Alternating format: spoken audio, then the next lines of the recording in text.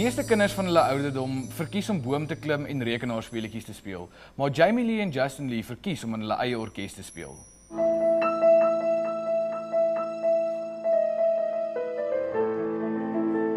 Justin Lee het nog geen formele musiekopleiding ontvang nie en speel klavier op gehoor. Sy suster wat trom speel het verlede jaar graad 2 in musiek met 'n onderskeiding geslaag en is vanjaar besig met haar graad 3.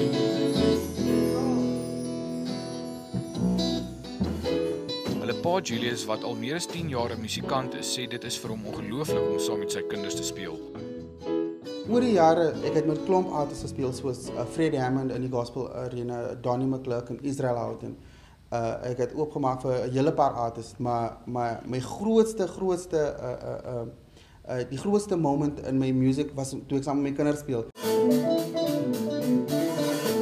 Op 5-jarige ouderdom het Justin Lee saam met die bekende jazzmusikant Jonathan Butler opgetree. Maar die lekkerste vir hom is om saam met sy pa te speel.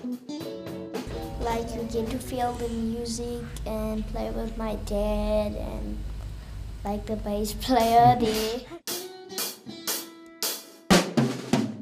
Jamie Lee het eers klavier gespeel en toe op 6-jarige ouderdom besluit om te begin trom speel. Sy wil eendag saam met bekendes optree. Play with big stars, especially Justin Bieber. Schultz sê sy kinders speel op sy nuwe album wat vanjaar bekendgestel gaan word. Gerard Pretorius, Een Nuus, Johannesburg.